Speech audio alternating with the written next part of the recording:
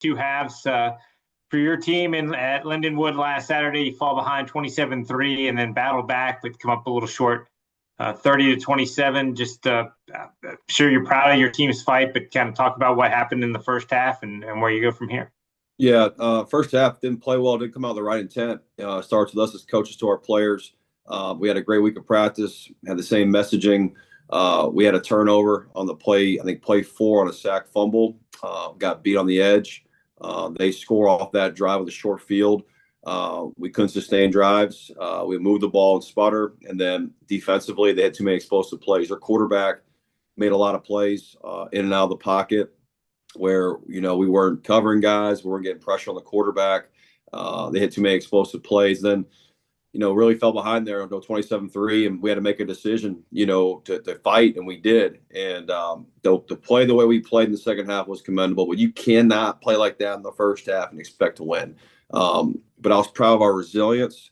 I was proud of how we fought. We gave up 3 points in the second half, scored 24 unanswered points, hit 3 2-point conversions. I mean, it was a crazy game. And Lindenwood played well, quarterback played well, but we got to play better in the first half to have a chance to win, and we got to have a better week this week.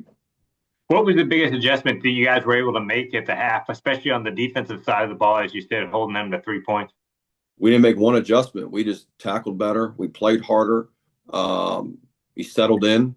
I'm not trying to be corny there, Rob. Really, that was it. No. Like, really, that was it. And settled in and got the quarterback off rhythm. I think that was the biggest difference. And if we just trusted our assignments and our keys in the first half, we would have played a lot better. We missed some tackles. We had guys with open plays, didn't make plays, and then guys just started making the play. And I think, too, some guys in the first half were so conscious of making the play then that they don't make the play instead of just doing their job, and we started doing that in the second half and settling in, so it was good to see that.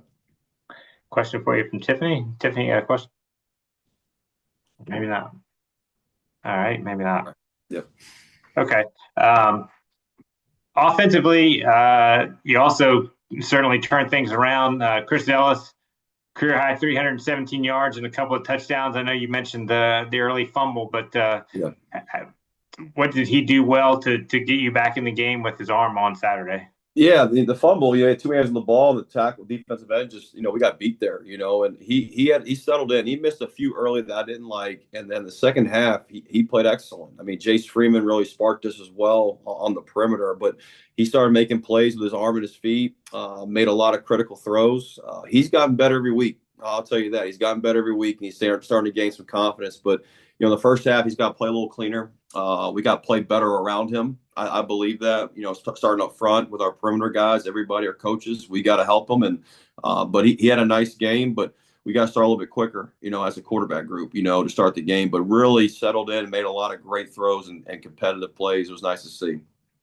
You touched on Jason. I wanted to ask you about him. He's the guy that we've seen in the past have some big nights, and he certainly had one on Saturday, 65-yard catch. Kind of started that comeback in the second half, and then another one with about 4 minutes to go to get you back within 3. What was he able to do so well to get open? Well, he's a good player. We got to give him the ball, and we give him the ball, big things happen. And we realized, like, once he caught that touchdown, like, we can play. We had a glimmer of hope there, and we started to settle in. And all of a sudden, we started scoring points. He really sparked us and really caught the ball well. He blocked well on the perimeter, too. Made some guys miss in the open field, and that was a hell of a job there on that 65-yard. He also had another one on a double move where he caught the ball low, and it was an unbelievable catch. He created a lot of explosives for us. So, great player. We got to continue to use him. We also got other guys, Dietz and Des Williams, that can make plays, and we got to continue to use those guys in different ways. But really proud of Jason's performance on Saturday night. Roland had certainly a very solid game. I think 88 yards in that. How much? You talked about not really having to adjust much on defense. How much did your offensive game plan have to change in the deficit? Yeah, you got to start, throwing the ball a little bit and going a little faster and getting the ball down the field. And we got to do that the whole game. You got to have urgency the whole game. And he's had some tough looks this year. He's got to run through some things. We got to help him up front. We got to help him on the perimeter, throwing the ball, take a little pressure off him. But he still ran hard, man. He still runs hard. He gives everything he's got. He changes the mood for us, but we got to help around him. I think that's got to be critical moving forward. Watching him play, he still runs hard as hell. He's still physical. He's breaking tackles at the line of scrimmage. So we got to continue to get him better and continue to improve our whole team around him. Your team get to come back home on Saturday. You step out of conference to face Merrimack as you've started to dive into them a little bit. What are some of the challenges they present for you? Great team speed. I think they got great team speed. They played Kennesaw State, they played Kent State, and they played really good on defense. That's the first thing that jumps off. They played really good on defense. They played team defense. They can knock the ball down in different ways, whether it's their secondary, whether it's their linebackers. I think are really good. Their D line's disruptive. They got great team speed. They'll hit you. They'll challenge you. And then the quarterback is a dynamic player. I think he's a dual threat player. He's tough. Can throw the ball extremely well, obviously, but he runs hard. They got great skill players that can run. O-line plays with an edge. They're physical.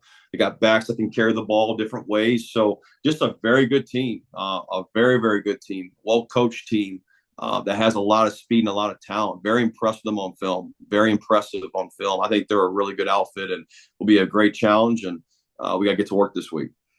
What's the biggest thing you want to see from your guys? It's the last non-conference game before you start back into league play. What's the biggest thing you'd like to see from your guys this week?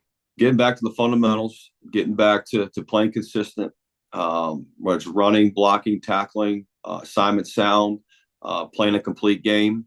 We've been saying that for a while here. We did that versus Fordham for the most part, and then we have to do that consistently. So those are really the challenges moving forward. But really, it's just back to your fundamentals and your keys. Like things are there for us to go take, and we just got to go execute them as players and as coaches all the way around. And if we do that, we'll be okay. You know what I mean? So this would be a great challenge this week. It's a good team, and we got to get to work. So we're excited about it. All right, Billy. Thanks as always for the time today. Good luck